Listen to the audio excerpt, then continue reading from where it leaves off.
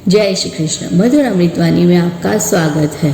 श्री कृष्ण और विष्णु भगवान की कृपा आप सभी पर बनी रहे। आज हम पुरुषोत्तम मास के 18वें अध्याय का पाठ करेंगे। 18वें अध्याय में हम देखेंगे कि भगवान का सुदेव को अमोघ वर देना तथा धनु मुनि की कथा करना। इससे पहले 70वें अध्याय में हमने देखा कि सुदेव का पुत्र बड़ा हुआ है। एक दिन अपने मित्र के साथ वह खेलने नदी पर जाता है। मित्रों को छकाने के लिए वह पानी में गोता लगाता है, पर वो ऊपर न आ सकता है और उसकी मृत्यु हो जाती है। जैसे उसके पिता सुदेव को पता चलता है तो वह अपने मृत पुत्र को गोदी में लेके वलोपात करने लगते हैं और उनकी पत्नी भी बहुत दुखी और शोक में होती है। 18वें अध्याय में क्या हुआ आज हम आगे देखते हैं। सूत जी बोले, सुदेव ब्राह्मण पुत्र के मौत से वलोपात कर रहा था जब अचानक मेघों की गड़गड़ाहट, बिजली के झटकों के साथ मूसलाधार वर्षा होने लगी। वायु का तूफान होने लगा। यह वर्षा 1 मास तक बरसती रही, मगर पुत्र शोक से भान भुला हुआ पति पत्नी को कुछ मालूम ही नहीं पड़ा। पूरा मास न खाया न पानी पिया और सोए भी नहीं। हे पुत्र कहते हुए पूरा मास बीत गया। यह मास पुरुषोत्तम मास का था। उसके सेवन से भगवान प्रकट हुए। भगवान श्री कृष्ण को देखकर पुत्र के सबको नीचे रखते हुए पति पत्नी ने उनको प्रणाम किया। इसके साथ ही वर्षा भी बंद हो गई। फिर ब्राह्मण भगवान के सामने हाथ जोड़ के खड़ा हो गया। तब भगवान अमृतवाणी से बोले, हे सुदेव, तुम महाभाग्यशाली हो। आज तुम्हारे भाग्य का वर्णन कोई भी कर सके ऐसा नहीं है। हे प्रिय, मैं तेरा भविष्य कहता हूँ, वह सुन। यह पुत्र जीवित होगा और 12,000 साल तक जिंदा रहेगा। तेरे पुत्र के सुख को देखकर ऐसा सुखी देवों भी कामना करेंगे। इस विषय में तुझे एक पुराना इतिहास कहता हूँ। मार्कंडेय ऋषि ने रघु राजा का इतिहास कहा था। पूर्वे कोई धनुशर्मा नामक मुनि थे। वह सबको पुत्र व्याधि से दुखी देखकर अमर पुत्र की कामना करने लगे। उन्होंने इसके लिए तप करना शुरू किया। 1000 साल तक उन्होंने भयंकर तप किया। तब जाके देव प्रकट होकर उन्हें कहने लगे, तुम्हारी मनोकामना हम अवश्य ही पूरी करेंगे। तुम्हारी जो कोई अभिलाषा हो वह मांग लीजिए। तब धनुशर्मा ने कहा, मुझे महाबुद्धिमानी अमर पुत्र चाहिए, मगर देव अमर पुत्र नहीं दे सके।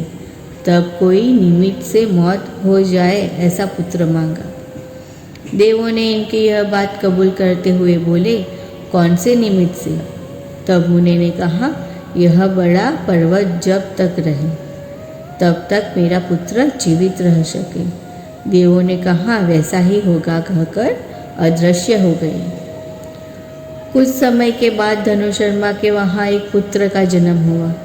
जब वह लड़का 16 साल का हुआ तब धनुशर्मा ने उसको कहा, तू कभी भी मुनि जनों को त्रास मत देना। मगर वह माना नहीं। एक दिन क्रोध के अवतार वाले महिज नामक ऋषि शालिग्राम की पूजा कर रहे थे।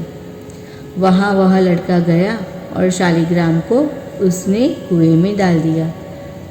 तब महर्षि ऋषि कोपित होते हुए क्रोधित हो उठे और यह धनुशर्मा ऋषि के पुत्र की मौत हो जाए ऐसा शाप दिया।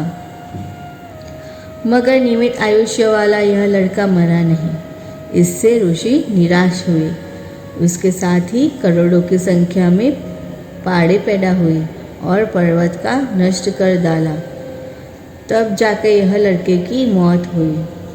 पुत्र के मरण से धनुशर्मा बहुत दुखी हुई और आग में पुत्र के साथ ही जल गए।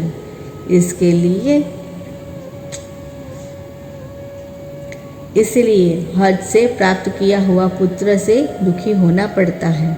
हे सुदेव, तुझे गरुड़ ने यह पुत्र दिया है, इसीलिए तुम पुत्रवान बना। तूने पुरुषोत्तम मास का सेवन किया, इसलिए यह पुत्र दीर्घायु और सुख को प्राप्त करेगा। फिर तुम देवता के 1000 साल तक ब्रह्मलोक में रहेगा। वहाँ से फिर पृथ्वी पर जन्म लेकर चक्रवर्ती राजा बनेगा और धनधनवा के नाम से ख्याति प्राप्त करेगा। 10,000 साल तक सुखरूप राजा करके नामना प्राप्त करेगा। तब यह गौतमी गुणसुंदरी नामक पटरानी होगी। तब तुझे राजनीति में शूल पुत्र होंगे और एक पुत्री भी होगी। जब तुम राजसुख में लीन होगा, भगवान को भूल गया होगा, तब यह पुत्र तोता बन के पेड़ पर बैठा हुआ तुझे बोध देगा और तुम वचन का विचार करते हुए सदेह निवारण करोगे और तुम दोनों दंपति जन्म मरण रहित विष्णुलोक प्राप्त करोगे। ऐसा भगवान कह रहे थे। तब वह पुत्र जीवित हुआ और सर्व प्रसन्न हो गए। बालक जीवित हुआ, यह देखकर गरुड़ भी प्रसन्न हुआ। तब ब्राह्मण ने हाथ जोड़कर पूछा, मैंने जब 1000 साल तक तप किया, तब तुम कठोर वाणी बोले थे और तुमने मरे हुए पुत्र को जीवन दान दिया है। इसका कारण क्या है? इति श्री सुदेव पुत्र पुनः जीवित हुआ नामक 18वां अध्याय संपूर्ण। इस अध्याय में हमने देखा कि हमारे नसीब में कुछ नहीं हो और हम हाथ पकड़ के भगवान से मांगते हैं तो वह हमें कष्ट ही देता है। इसलिए हमारे नसीब में जो हो वो हमें स्वीकार कर लेना चाहिए और भगवान की सिर्फ पूजा अर्चना करनी चाहिए। कथा अभी जारी रहेगी। मधुर अमृत की वाणी के साथ बनी रही। जय श्री कृष्ण।